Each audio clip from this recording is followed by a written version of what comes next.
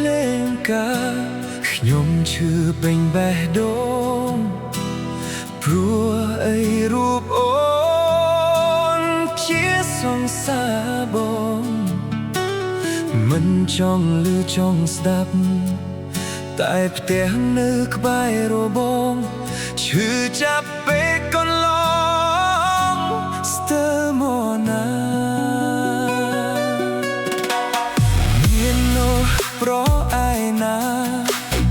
ដែលថាអាចទ្រាំបាននោះធ្លាប់តែក្បែរប្រានត្រូវទៅបានគេ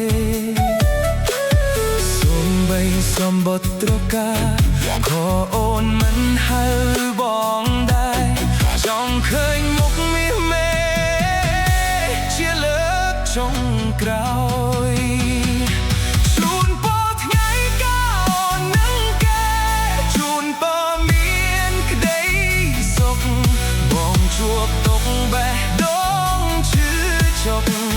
ឈរនៅមុខរោងការអូនញញឹមសែកសប្បាយបងវិញស្រស់ទឹកនេត្រាឈឺប៉ុណ្ណា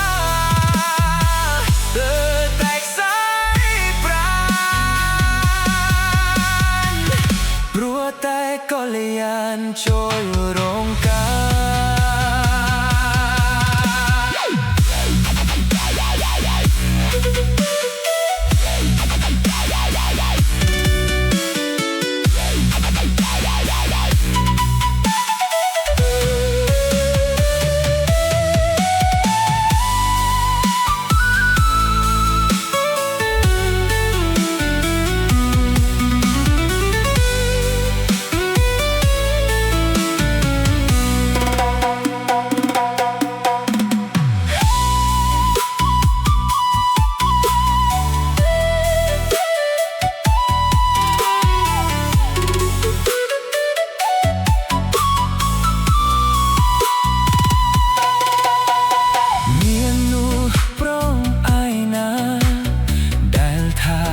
ទ្រាំបា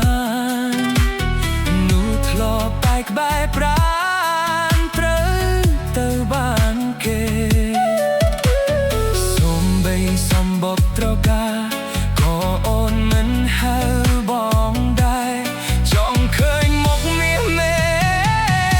ជាលើកចុងក្រោយជូនពរថ្ងៃកាអូននឹងគេជូនពរមានក្តីបងជួបទុកបេះដូងឈឺចុក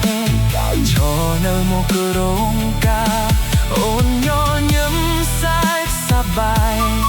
ឯបងវិញស្រស់ទឹកនេត្រាឈឺប៉ុណ្ណាស្ទើរតែខ្សែប្រាណព្រោះតែកល្យានចូល